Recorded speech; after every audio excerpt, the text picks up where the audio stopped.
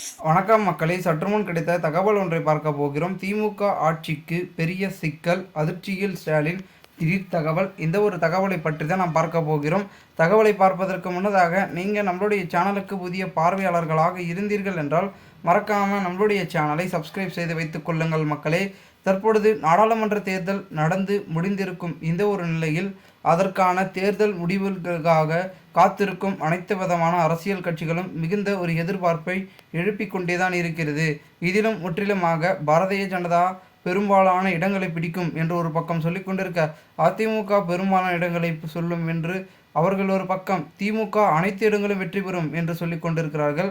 இதில் நாம் தமிழர் கட்சி எங்களுக்கு தான் வெற்றி என்று நான்கு பக்கமும் வெற்றி வெற்றி என்று கூவிக்கொண்டிருக்கும் அனைத்து விதமான கட்சிகளும் யாருக்கு சாதகமாக வெற்றி அமையப் போகிறது என்று பார்க்கப்படுகிறது. முக்கியமாக நம்மளுடைய திராவிட முன்னேற்ற கழகத்திற்கு ஒரு சில இடங்களில் பின்னடைவு என்பது இருக்கும்.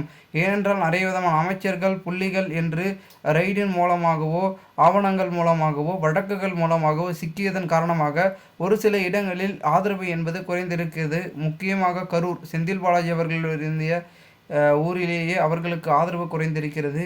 அதுபோன்று அதனை சுற்றி இருக்கக்கூடிய இடங்கள் என்று தொகுதி வாரியாக பலவிதமான இடங்களில் பின்னடைவு என்பது ஏற்பட்டிருக்கிறது. பொன்முடி அவர்கள் இருக்கட்டும், அடுத்ததாக இருக்கக்கூடிய ஜெகத் ரட்சகன் என்று பார்த்திங்கன்னா ஒரு சில புள்ளிகளுக்கு ஆதரவு என்பது குறைந்திருப்பதற்காக காரணம் இருக்கிறது என்று கூறப்படுகிறது. ஏனென்றால் தற்பொழுது நீலகிரியாக இருக்கட்டும், ராசா, கனிமொழி என்று இவர்கள் இருக்கக்கூடிய தொகுதிகளெல்லாம் ஒரு சில வாக்குறுதிகளை நிறைவேற்றாதன் காரணமாக பொதுமக்கள் அவர்களுக்கு எதிராக வாக்குகளை, திமுகவுக்கு எதிராக வாக்குகளை செலுத்தியிருப்பது குறிப்பிடத்தக்கது.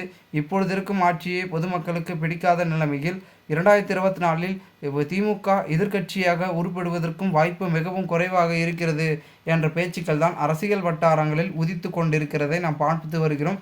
பொறுத்திருந்து பார்க்கலாம் என்ன நடக்கிறது என்பதை. மேலும் இதுபோன்று நீங்கள் அரசியல் சார்ந்த நிகழ்வுகளாம் தெரிந்து கொள்ள சேனலை சப்ஸ்கிரைப் பண்ணுங்கள். நன்றி, வணக்கம்.